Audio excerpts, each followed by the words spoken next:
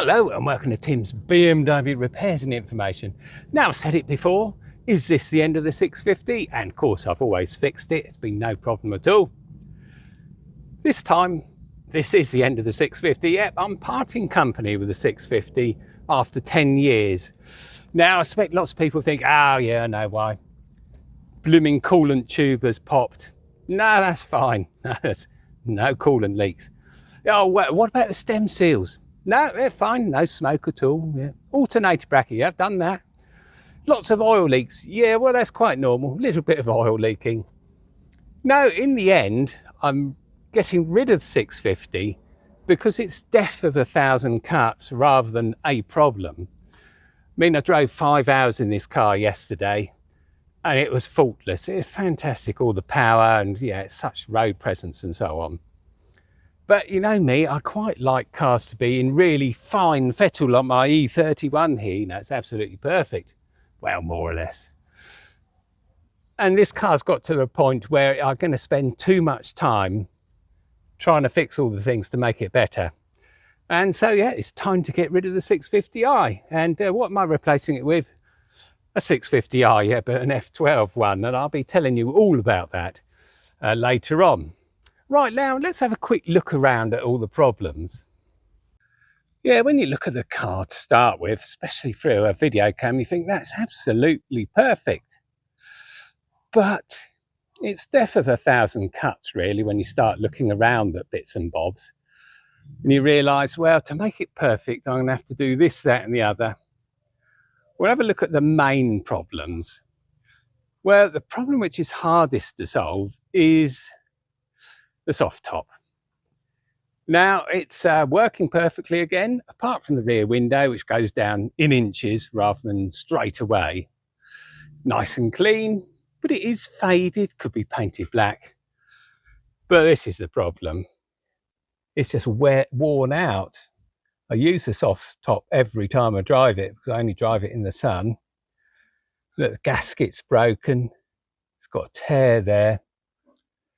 And this is my repair patch. Yeah, that didn't last long. It lasted about, I don't know, about 6 months. That tore as well, and the other side's even worse. Okie doke, so soft top, bit of a problem. Of course, one simple cure for all those soft top problems, yeah, don't have it up. And that's the general way that I drive it, leave it with the soft top down. With the soft top down, yeah, there isn't much you can see that you think, oh, that's awful. It's a beautiful car inside, isn't it? Look at that. Fantastic. Yeah, soft top down, a lot more presentable, that's for sure. No sort of fading or anything like that. Yeah, I always drive it with the soft top down because, as I say, if it's raining, I'll go out in the E31. It's more fun to drive because it's good old-fashioned stuff, isn't it? But yeah, E64 with a soft top down, yeah, absolutely perfect. Paintwork, bit of a problem because the rear bumper, that was obviously resprayed before I bought the car, and the paint just didn't, well, the clear coat just didn't last on it. That was the problem. So if we have a close look, you can see, look, I'll put it right in the middle of the picture. That is clear coat, that is missing clear coat, and it goes all the way across the bumper. Yeah, it's awful. You can polish it. You can see this bit here I haven't polished, so you can notice it. The rest of it here I polished and it doesn't show so much. Quoted 600 quid to fix that. Yeah, so there you go. Okay, so you think, well, I've got the soft top to sort out. Goodness knows how much that's going to cost. Soft clear coat, about 600 quid.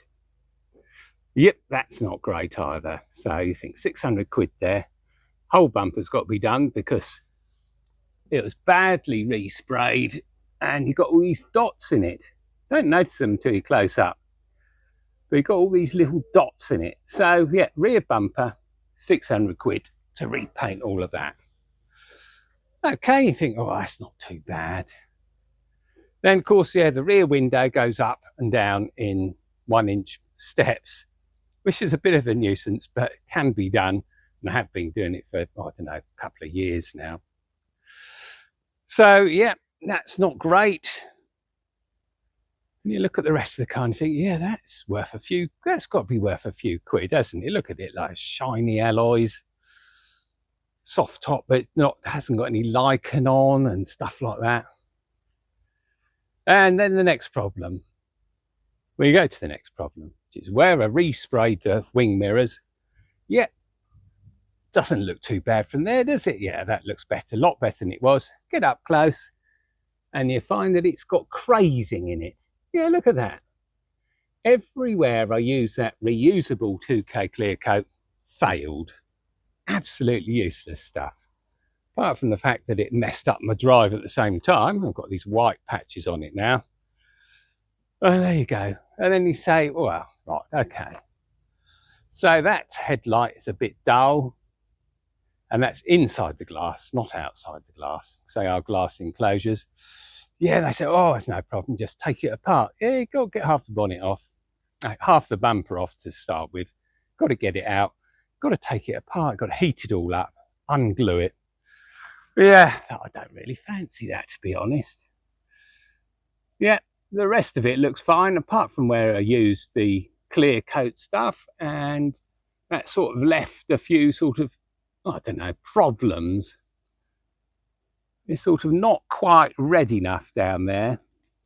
I prepared that surface before I sprayed it, and that clear coat has just gone white. So absolutely hopeless stuff. Never going to use that again. And I did these covers as well, so they were prepared and then sprayed. Yeah, that one's not too bad. This one's got a whole bit of clear coat starting to lift on it. And you just go around the car and it's got little problems like that everywhere. And you think, have I got the strength to do this anymore? You know, do I want to go through all of this again? Yeah, and I'm not sure if I have, to be honest. It's Pippi having a rest. The inside, perfect. So have a look in the cockpit. Yeah, and it looks pretty good. I haven't cleaned the inside today, but yeah, that's not bad, is it? Nice clean carpets and clear instruments. Gears will work properly, lots of power. Yeah, we still got the same amount of power as we had to start with. It's a really fast, viscerally fast car. Yeah, so the interior all looks fine. So, yeah, this is the end for this 650. I've done enough, I think, to this one. I've put so many hours into cleaning it and redoing bits and bobs, and we had the exploding filter cover. In fact, that's the only thing that stopped the car for all this 10 years. Yeah, 10 years of ownership. The only thing that stopped it in its tracks was when the filter exploded, and it's still got the marks on the drive, or actually on the pavement, where it let all its oil out. Yep, let it all the way out there and all the way to Gretton as well.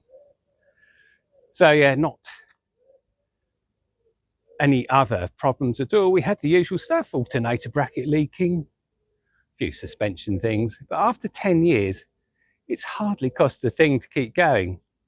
Now, what's it worth today? Well, of all those little niggly problems, do you reckon it's worth 3 grand? Yeah, that's all, 3 grand, viscerally powerful car.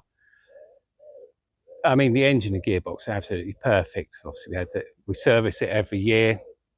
Gearbox has had the seals between the mechatronics unit and the valve body all done, so that's great. Yeah, 3 grand. Now, who would that appeal to? Well, BMW enthusiasts who isn't old as me. I'm 66. Spend a bit of time doing all these bits and bobs. But for me, I think I've finished with this. In fact, I know I've finished. Yeah, had enough of doing this one. It's not like the E31, for instance. I mean, the E31 is a special car. The 6 Series is a lovely car, but yeah, lovely, fast, powerful, efficient car. Did 5 hours driving in it yesterday, and it was perfect, lovely and comfortable, whizzed along. Inferior BMWs tried to take me, but of course, nah, like this 330 here. Yeah, it was going slow as a slug down one of the country roads. And I went to overtake him and he thought, nah, you're not overtaking. I don't know what you are, but you're not overtaking me. Yeah, yes, I was. He sped up as fast as he could, but no, that 650 ploughed on through. He didn't stand a chance. Yeah, it's still a fast, powerful, it's a lovely car to drive, let's face it. It's so good on the corners. So clever how the traction control works on it to make you whiz around the corners. Fantastic car. But no, I've made up my mind. I'm afraid that's the end for me. Now, if you want this car and you live in the UK, yeah, come round to my house with £3,000 in your hand and you can take it away with you. Yeah, really. I'd rather do that than have it part exchanged, because that's what I'm doing with the car. I'm part exchanging it for another 650, but an F12 560 instead. So yeah, I thought they'd make a change. Yeah, and rather a car which has got, what, 136,000 miles on it, like this one has, I'm getting one with 12,777 miles on it. It's been nowhere at all. But it is a lovely car. I'll show you pictures of that. Now, when I do take it, if it's going down there to be part exchange, I'm going to get the alloys off, because the alloys are absolutely perfect. Not a scuff mark on them. So I'll put my winter wheels on that. They're 18s with winter tyres on them. And yeah, so yeah, the wheels are probably worth more than the part exchange value. So yeah, if you want to come round, give me £3,000, yeah, it's coming with the winter wheels on it, not these. Because I'm going to put these on the new car, because I think it's going to look a lot better with these star alloys rather than the ones it's got on there. Not a fan of those ones. So there you go, that's where we are. Yeah, it's a shame, isn't it? Look at that, what a fast, powerful, good looking car it is.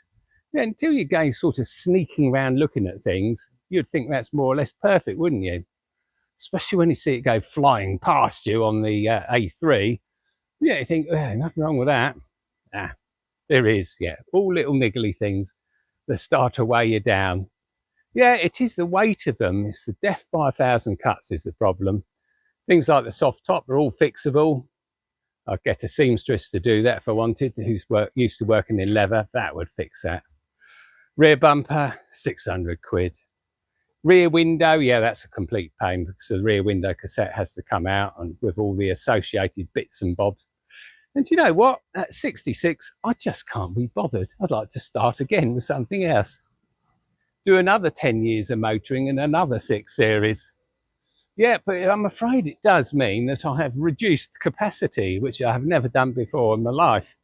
We've gone up from 1800 to 3 litres to 4 litres to 4.4 and then 4.8 with this one. And now we're going back down to 4.4 again, which is a bit of a switch, but it does have 2 turbos on it. So it's a faster car than this one. And there we go then. Yeah, that's the end of the 650. Well, it's the end of the E64. Been a brilliant car. Only let me down once when the fuel filter cover exploded. Apart from that, I've never been stranded anywhere. Over 10 years and however many thousands of miles. Yeah, it's been a fantastic car. It's a fantastic car, but I'm afraid it's reached the point where at 66 years old, I just can't be bothered to do all the repairs. Instead, the new 650 is just about perfect. 12,770 miles on it. Yeah, it's been absolutely nowhere. Fantastic car, apart from the wheels, which is why I'm taking the ones off of this and sticking it on there. Anyway, if you've got £3,000 and you live in the UK and want to come round and get it, I find that a much better option than it going to an auction, which is what it will do, and it'll go for £1,000 or something like that, and it'd probably be scrapped, you know, wheels and engine and gearbox and seats and all the rest of it. Yeah, they'd be taken and gone. So yeah, I'd love to see it go back to an enthusiast. I've really enjoyed having this car. It's fantastic, such a powerful car. You know, you would have thought 4.4 litre V8 E31, low differential ratio and all the rest of it. Yeah, it's going to thrash this. No, not a chance. Not a chance in a million years. This is so much quicker. It is so much torque and everything. It's been a fantastic car anyway. Next week we'll go through and I'll show you what the new one looks like, hopefully. Thanks for watching and I'll see you next time.